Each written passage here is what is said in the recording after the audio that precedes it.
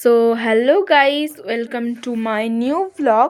তো দেখো, পিছনে দেখতেই পাচ্ছ আমার সর্ষের ক্ষেত। তো আজকে আমরা এসেছিলাম আসলে সর্ষে জমিতে একটু ছবি টবি তুলতেই এসেছিলাম। কি সুন্দর সর্ষে ফুল, জমিটা দেখলে মনে হবে হলুদের বিছিয়ে আছে, একদম খুব সুন্দর দেখাচ্ছে আর কি। তো দেখো এখানে মিনি থেকে জল দিচ্ছিলো, তো ওই জলটাই একটু দেখছিলাম। জলটা এত ফ্রেশ, যেহেতু মিনির জল ওর জন্য পুরো ফ্রেশ।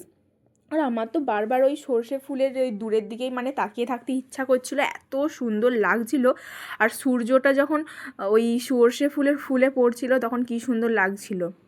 আর এখানে দেখো, এই একটা টাল মেয়ে, এ হচ্ছে এত সর্ষে ফুল ছিঁড়েছে, যদি এগুলো চাষিরা দেখতে পায় তো অবশ্যই বকবে। ও আমাকে ছিঁড়ে দিচ্ছে, আমি যে দে তাহলে একটু ফটোশ্যুট করে নিই। তো আমিও সত্যি কথা বলতে তার আগে কিছু ছিঁড়েছিলাম আর কি। তো আমাকে দেখলেও খারাপ বলতো চাষিরা। তো তার দেখো আমরা ফটোশ্যুট করার জন্য হচ্ছে কানে একটু ফুল গুঁজে আর কি ছবি টবি তুলছিলাম। তারপরে দেখো এখানটা জাস্ট ভিউটা দেখো, এত সুন্দর লাগছে কি বলবো। সর্ষে ফুল মনে হয় যেন বিছানা করা আছে, হলুদ, চারিদিকটা পুরো হলুদ আর হলুদ। তো এখানে আমি একটু পাকা মোমোরে একটু ফটোশ্যুট করে নিচ্ছিলাম। আমার বোনকে বললাম যে তুই আমাকে একটু ফটোশ্যুট করে দে।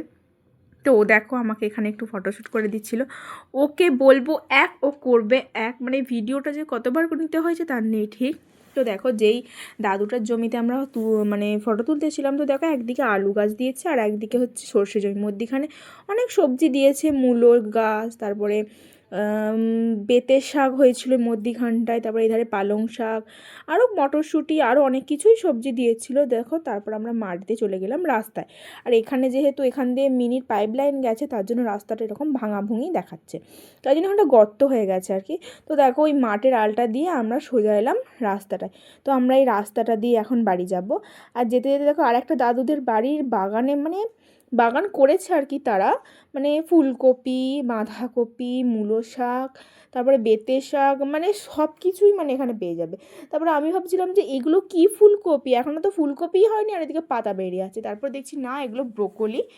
তো দেখো এখানে আমরা হাঁটতে হাঁটতে চলে এসেছিলাম। তো এই দিক দিয়ে আমাদের আর একটা মাঠে যাওয়ার রাস্তা, আর এইটা দিয়ে গেলে আমাদের সোজা আর কি বাড়ি।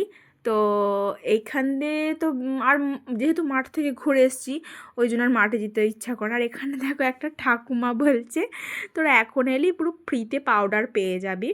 তো যেহেতু ঝাড় দিচ্ছিল ওই জন্য। আর তারপর আমরা চলে এলাম। তারপরে এই দেখো, এটা হচ্ছে আমার ভাইজি। আমি এখানে বকতে বকতে আসছি, তো ও বকতে বকতে আসছে।